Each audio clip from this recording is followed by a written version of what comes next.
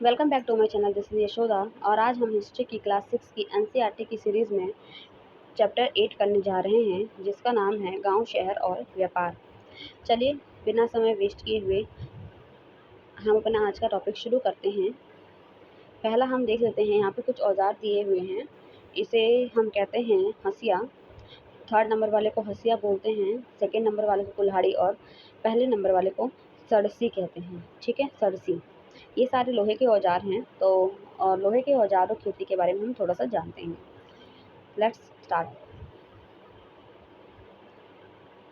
लोहे के औजार और खेती। लोहे का प्रयोग आज एक आम बात है, लेकिन कई हमारी कई जो है सॉरी लोहे का प्रयोग आज एक आम बात है। लोहे की चीज़ें हमारी रोज़मर्रा की ज़िंदगी का एक हिस्सा बन गई हैं। इस उपमहाद्वीप में लोहे का प्रयोग लगभग 3000 साल पहले शुरू हुआ था। महापाषाण कब्रों में लोहे के औजार और हथियार बड़ी संख्या में मिले हैं। इनके बारे में हमने अध्याय 4 में पढ़ा था।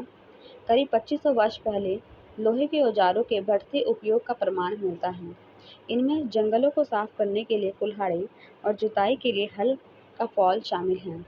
हमने अध्याय 5 में पढ़ा था कि लोहे के फॉल के इस्तेमाल से कृषि काम करना बहुत ही आसान हो गया था। कृषि के उत्पादन बढ़ाने के लिए उठाए गए अन्य कदम क्या था? सिंचाई। समृद्ध गांवों में बिना राजाओं तथा उनके राज्यों का बने रहना मुश्किल था। जिस तरह कृषि के विकास के लिए में नए औजार और रोपाई रोपाई हमने अध्याय 5 में पढ़ा था कि किस तरह से किसान जो है पहले धान को छिड़क कर खेती करते थे, लेकिन जब उन्हें समझ आया तो उन्होंने एक जगह छिड़क करके उसी पौधे को कुछ दिनों उगा करके और पौधा बना करके उसे रोपाई के विधि से जो है उगाना शुरू किया, जिस तरह से धान की जो है उत्पादन में वृद्धि हुई। ठीक, जो हमने चैप्टर पार्ट 5 में उन्हें अध्ययन कर लिया है। अगर आपने नहीं देखा है तो आप चैप्टर 5 में जाइए और उसे देखिए, प्लेलिस्ट बना दी गई है। उसी तरह सिंचाई भी काफ़ी उपयोगी साबित हुई है। इस समय सिंचाई के लिए नहरें, कुएं, तालाब और कृत्रिम जलाशय बनाए गए हैं। ठीक,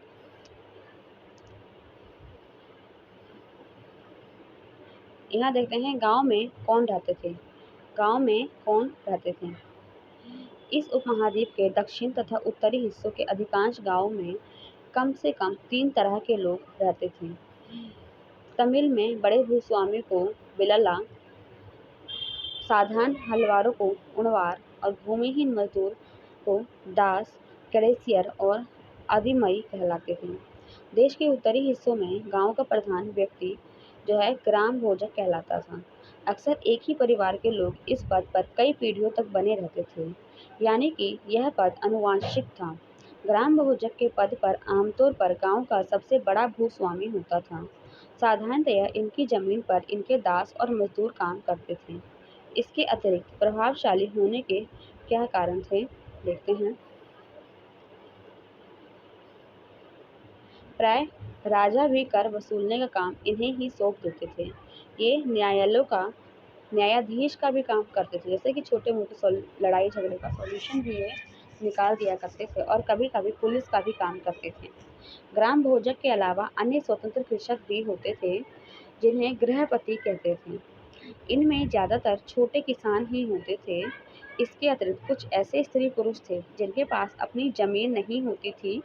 इनमें दास कर्मकार आते थे। उन्हें दूसरों की जमीन पर काम करके अपनी जीविका को चलानी पड़ती थी। अधिकांश गांवों में लोहार, कुम्हार, बढ़ई, बुनई, कर जैसे कुछ शिल्पकार भी होते थे।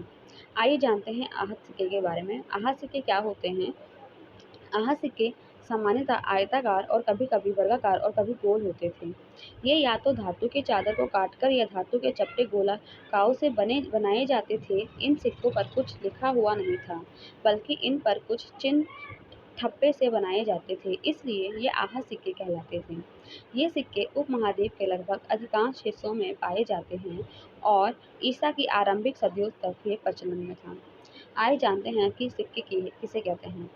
पुरातत्व को इस युग में हजारों सिक्के मिले हैं। सबसे पुराने आहत सिक्के थे जो करीब 500 साल चले। इसका चित्र नीचे दिया गया है।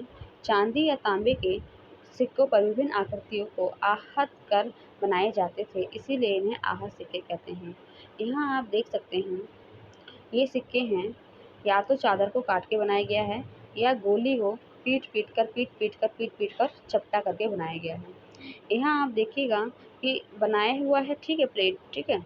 इसके ऊपर कुछ अंक चित्रित है, कुछ डिज़ाइन, जैसे कि जानवर का है, ये पत्ते का है, इस तरह से ये भी कोई गोल सा कुछ निशान है, ये भी कोई जानवर को अंकित किया गया है, आहत किया गया है, इसलिए इन्हें आहत सिक्के कहा जाता है। ठीक। यह विनिमय के कुछ अन्य साधन हैं, इसके बारे में कुछ एक स्टोरी कविता दे रखी है कि खेतों के सफ़ेद धान गाड़ियों पर लादे जा रहे हैं, नमक के लिए लंबे लंबे रास्ते, चांदी की सफ़ेद रेत पर परिवार को समेटे कहीं पीछे छूट न जाए, शहरों से नमक के सौदागर के यूं चले जाने से सिर्फ सन्नाटा रह जाता है। समुद्र के किनारे नमक का बहुत ज़्यादा उत्पादन होता था। अब नगर, नगर जो है अनेक गतिविधियों का केंद्र था। नगर अनेक गतिविधियों के केंद्र थे। आइए इसको हम रीड करते हैं। अक्सर नगर कई कारणों से महत्वपूर्ण हो जाते हैं। उदाहरण के लिए मथुरा 2500 साल से भी ज़्यादा समय से एक महत्वपूर्ण नगर रहा है, क्योंकि यह यातायात और व्यापार के दो मुख्य रास्तों पर स्थित है। इनमें से एक रास्ता उत्तर पश्चिम से पूरब की ओर और दूसरा उत्तर से दक्षिण की ओर जाने वाला था। शहर के चारों ओर किलेबंदी थी। इनमें से अनेक मंदिर थे।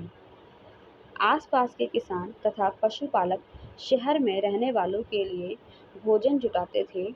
मथुरा बेहतरीन मूर्तियां बनाने का केंद्र था। लगभग 2000 साल पहले मथुरा कुषाणों की दूसरी राजधानी बनी। इसके बारे में तुम आगे पढ़ोगे। मथुरा एक धार्मिक केंद्र भी रहा है। यहाँ बौद्ध विहार और जैन मंदिर है। मथुरा में ही जो है बौद्ध विहार और जैनों का मंदिर है। यह कृष्ण भक्ति का एक महत्वपूर्ण केंद्र है, क्योंकि मथुरा में जो है इंसान हम कॉमन पीपल जो है धार्मिक लोग घूमने जाते हैं, राधा कृष्ण के मंदिरों के दर्शन करने के लिए जाते हैं। ठीक, ये घूमने का भी स्थल है तीर्थ यात्रियों के लिए।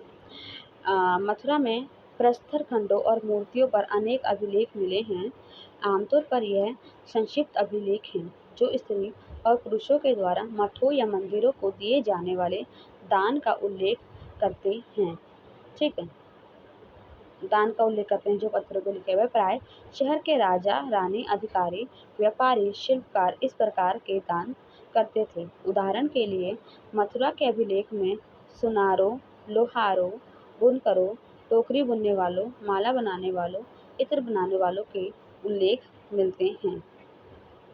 आइए देखते हैं पहले उत्तरी काले चमके पात्र। ये एक कठोर चाक निर्मित धातु की तरह दिखने वाले तथा चमकदार काली सतह वाले पात्र हैं। इसे बनाने के लिए कुम्हार मिट्टी के बर्तनों को भट्ठों पर उच्च तापमान पर रखते थे, जिसके परिणाम स्वरूप इन बर्तनों की बाहरी सतह काली हो जाती थी। इस पर एक पतली काली लेप भी लगाई जाती थी, जो इस बर्तन को शीशे जैसे चमक प्रदान करता था। ठीक। शिल्प और शिल्पकार, जानते हैं शिल्प और शिल्पकार क्या होते हैं। पुरा पुरा स्थलों से शिल्पों के नमूने मिले हैं। इनमें मिट्टी के बहुत से पतले और सुंदर बर्तन मिले हैं, जिन्हें उत्तरी काले चमकीले पात्र कहा जाता है, क्योंकि ये ज़्यादातर उपमहाद्वीप के उत्तरी भाग में मिले हैं।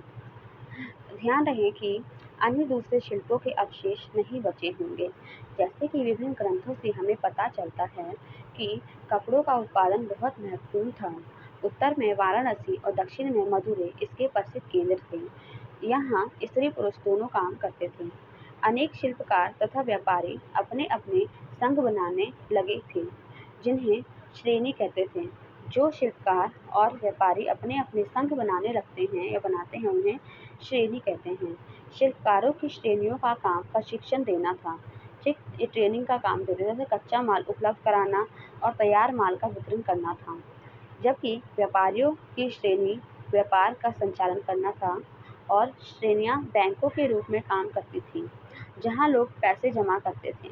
इस धन का निवेश लाभ के लिए किया जाता था, जिससे मिले लाभ का कुछ हिस्सा जमा करने वाले को लौटा दिया जाता था या फिर मठ आदि धार्मिक संस्थानों को दिया जाता था। तो क्या हुआ कि अनेक शिल्पकार, व्यापारी और हर तरह के लोग जो एक ही मतलब काम को करते थे, उन्होंने अपना अपना श्रेणी बना लिया। शिल्पकार ने श्रेणी बनाया जो ट्रेनिंग का काम करते थे, लोगों को प्रशिक्षण देते थे, कच्चा माल उपलब्ध करवाते थे, तैयार माल को वितरण करते थे व्यापारी लोग, ठीक है।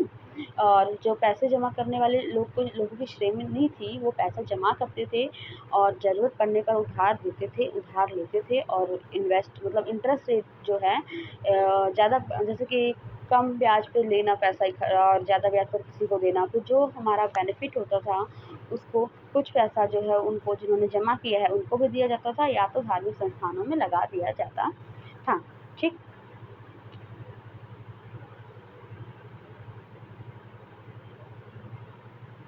यहाँ दिया गया है सूत काटने वाले और बुनने के कुछ नियम हुआ करते थे। सूत काटने और बुनने के कुछ नियम हैं। ये नियम अर्थशास्त्र के हैं। अध्याय 7 में अर्थशास्त्र का उल्लेख किया गया है। इनमें वर्णन किया गया है कि किस प्रकार एक विशेष पद अधिकारी की देखरेख में कारखानों में सूत की कताई और बुनाई की जाती थी। उन पेड़ों की छाल, कपास, पटुआ, सन को तैयार करने के काम में विविधताओं, सक्षम असक्षम महिलाओं, भिक्षुणियों, वृद्धा, वेश्याओं, राजा की अवकाश प्राप्त दासियों, सेविका, अवकाश प्राप्त देवी दासियों को लगाया जा सकता है। इन्हें इनके काम के और गुणवत्ता के अनुसार पारिश्रमिक देना चाहिए। जिन महिलाओं को बाहर निकलने की अनुमति नहीं है, वे अपनी दासियों को भेजकर कच्चे माल को मंगवा सकती हैं और फिर तैयार माल उन्हें भिजवा सकती हैं।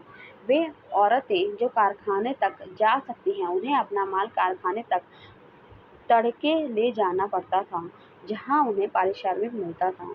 इस समय माल को अच्छी तरह जांचने के लिए रोशनी होती है और अगर निरीक्षक और उस औरत की तरफ देखता है या इधर-उधर की बातें करता है, तो उसे सजा मिलनी चाहिए। अगर औरत ने अपना काम पूरा नहीं किया, तो उसे जुर्माना देना होगा। इसके लिए उसका अंगूठा भी काटा जा सकता था। ओके। यहाँ अभिलेख है, पत्थर दे रखा है। अभिलेख मिट्टी के बर्तनों, कई बर्तनों पर ब्राह्मी लिपि में अभिलेख मिले हैं। प्रारंभ में तमिल भाषा के लिए इसी लिपि का प्रयोग किया जाता था, इसलिए इन्हें तमिल ब्राह्मी अभिलेख भी कहा गया है। यहाँ आप अभिलेख देख सकते हैं जो तमिल भाषा में है, पत्थरों पे और बर्तनों। सूक्ष्म निरीक्षण अरिकामेडू अरिकामेडू लगभग 2200 से 1900 साल पहले अरिकामेडू एक पत्तन था। यहाँ दूर दूर से आए हजारों में सामान उतारे जाते थे। यहाँ ईंटों से बना एक ढांचा मिला है जो संभवतः गोदाम रहा होगा।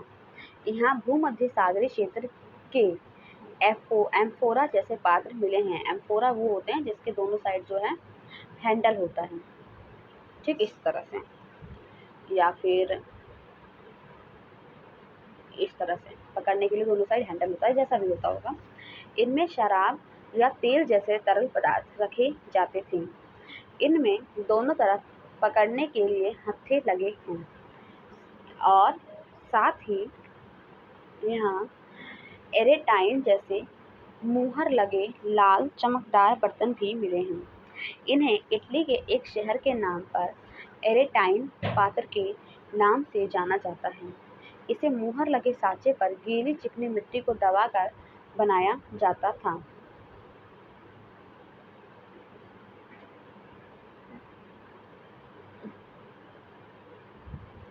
कुछ ऐसे बर्तन भी मिले हैं जिनका डिज़ाइन तो रोम का था, किंतु वे यहीं बनाए जाते थे। यहाँ रोमन लैंप, शीशे के बर्तन तथा रत्न भी मिले हैं। साथ ही छोटे छोटे कुंड मिले हैं जो संभवतः कपड़े की रंगाई के पात्र रहे होंगे। यहाँ पर शीशे और अर्ध बहुमूल्य पत्थरों के मनके बनाने के पर्याप्त साक्ष्य मिले हैं। एक यूनानी नाविक द्वारा दिया गया विवरण। बेरीगाजा भरूच का यूनानी नाम की कहानी के बारे में बताया गया है। बेरीगाजा की संकरी खाड़ी में समुद्र से आने वालों के लिए नाव चला पाना बहुत मुश्किल होता है। राजा के द्वारा नियुक्ति कुशल और अनुभवी स्थानीय मछुआरों की ही यहाँ जहाज चला सकते थे। बेरीगाजा में शराब, तांबा, तिल, शीशा, मूंगा पुखराज कपड़े, सोने और चांदी के सिक्कों का आयात होता था। हिमालय की जड़ी बूटियां, हाथी दांत, गोमेद, कार्निलियन, सूती कपड़ा, रेशम, इत्र यहाँ से निर्यात किए जाते थे। राजा के लिए व्यापारी विशेष उपहार लाते थे। इनमें चांदी के बर्तन, गायक किशोर, सुंदर औरतें, अच्छी शराब तथा उत्कृष्ट महीन कपड़े शामिल थे।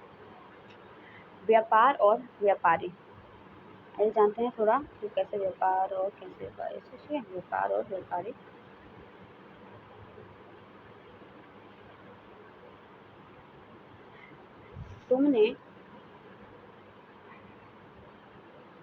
तुमने उत्तरी काले पॉलिश वाले बर्तनों के बारे में पढ़ा है। ये खूबसूरत बर्तन खास तौर पर से इनकी कटोरियाँ तथा थालियाँ इस उपमहाद्वीप के अनेक पुरस्थ स्थलों से मिले हैं। सवाल उठता है कि इन जगहों पर ये बर्तन कैसे पहुँचे होंगे। ऐसा अनुमान लगाया जाता है कि जहाँ ये बर्तन थे वहाँ से व्यापारी इन्हें ले जाकर अलग अलग जगहों पर बेचते थे। दक्षिण भारत, सोना मसाले, जो हमारा दक्षिण भारत था, ये वाला पोर्शन, सोना मसाले खास तौर पर काली मिर्च जो तमिलनाडु और केरल में मिलता है, कीमती पत्थरों के लिए प्रसिद्ध था। ठीक है। और काली मिर्च की रोमन साम्राज्य में इतनी मांग थी कि इसे काले सोने के नाम से भी जाना जाता था। काली मिर्च को ही जो है काले सोने के नाम से जाना जाता था। व्यापारी इन सामानों को समुद्र जहाज़ों और सड़कों के रास्ते रोम पहुंचाते थे। दक्षिण भारत में ऐसे अनेक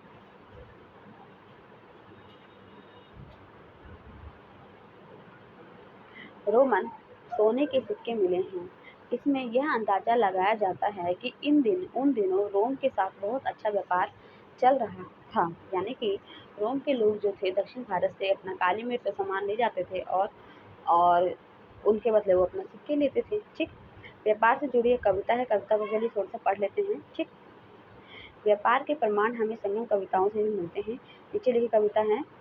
समुद्री जहाजों पर लाए गए तेज तर्राके घोड़े, गाड़ियों पर काली मिर्च की गठरियाँ, हिमालय से मिले रतन और सोना, दक्षिण की पहाड़ियों से चंदन की लकड़ियाँ, दक्षिण सागर से मोती और पूरब सागर के मूंगे, गंगा और कावेरी की फसलें, श्रीलंका में आए खाद्यान्न, म्यांमार से बने मिट्टी के बर्तन और दुर्लभ कीमती आयात।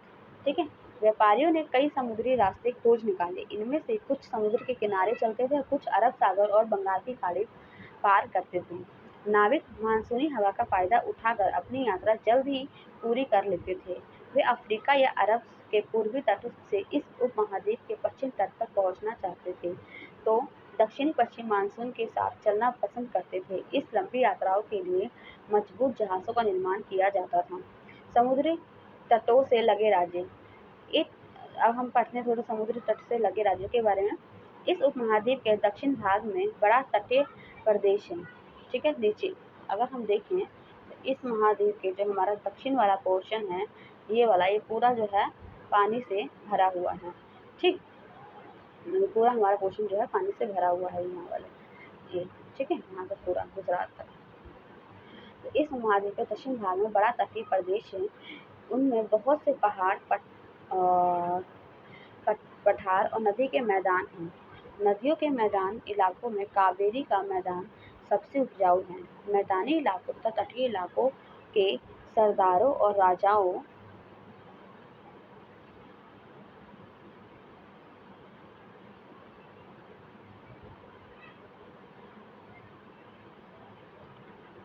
के पास धीरे धीरे काफी संपत्ति और शक्ति हो गई। संगम कविताओं में मूवेंदार की चर्चा मिलती है। यह एक तमिल शब्द है जिसका अर्थ 3 मुखिया है। इसका प्रयोग 3 शासक परिवारों के मुखियाओं के लिए किया गया है। ये थे चोल, चेल और पांड्य, जो करीब 2300 साल पहले दक्षिण भारत में काफी शक्तिशाली माने जाते थे। इन तीनों मुखियाओं के अपने दो सत्ता केंद्र थे। इनमें से एक तटीय हिस्से में और दूसरा अंदरूनी हिस्से में था। इस तरह 6 केंद्रों में से 2 बहुत महत्वपूर्ण थे। एक चोलों का पतनपुहार या कावेरीपट्टनम, दूसरा पांड्य की राजधानी। एक हो गया पतनपुहार और दूसरा या हम इसे कावेरी पट्टनम भी बोलते हैं, और दूसरा था पांड्यों की राजधानी मदुरै।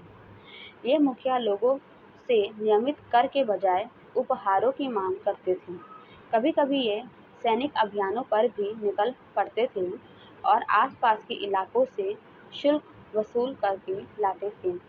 इनमें से कुछ धन वे अपने पास रख लेते थे, बाकी अपने समर्थकों, नाते रिश्तेदारों, सिपाहियों तथा कवियों के बीच बांट देते थे। अनेक संगम कवियों ने उन मुखियाओं की प्रशंसा में कविताएं लिखी हैं, जो उन्हें कीमती जवाहरात, सोने, घोड़े, हाथी, रथ और सुंदर कपड़े दिया करते थे। इसके लगभग 200 वर्षों के बाद पश्चिम भारत में सातवाहन नामक राजवंश का प्रभाव बढ़ गया। सातवाहनों का सबसे प्रमुख राजा गौतमीपुत्र श्री सतकर्णी था। उसके बारे में हमें उसकी मां गौतमी बलश्री द्वारा दान किए गए एक अभिलेख से पता चलता है। वह अन्य सभी सातवाहन शासक दक्षिणापथ के स्वामी कहे जाते थे। दक्षिणापथ का शाब्दिक अर्थ दक्षिण की ओर जाने वाला रास्ता होता है। पूरे दक्षिण क्षेत्र के लिए भी यही नाम प्रचलित था। श्री सातकर्णी ने पूर्वी, पश्चिम, दक्षिण तटों पर अपनी सेनाएं भेजी।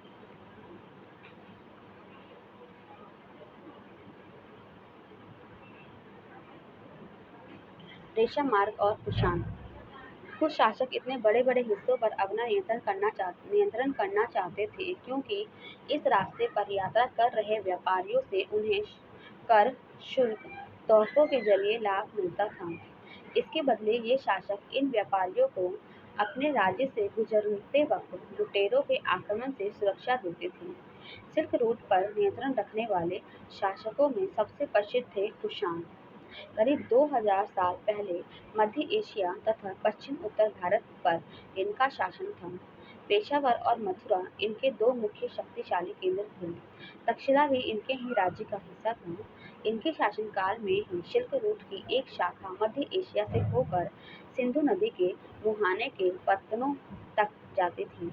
फिर यहाँ से जहाजों के द्वारा रेशम पश्चिम की ओर रोमन साम्राज्य तक पहुँचाया जाता था।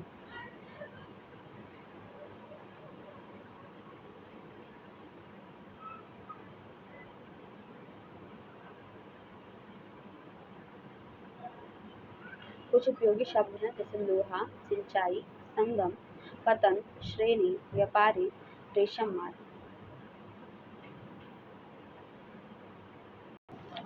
यहाँ कुछ महत्वपूर्ण तिथियां दी गई हैं, आइए उसे जान लेते हैं, रिकॉल कर लेते हैं। उपमहाद्वीप में लोहे का प्रयोग की शुरुआत कब हुआ? लगभग 3000 साल पहले। लोहे के प्रयोग में बढ़ोतरी नगर आहत से के करीब 2500 साल पहले हुई। संगम साहित्य की रचना की शुरुआत लगभग 2300 साल पहले हुई।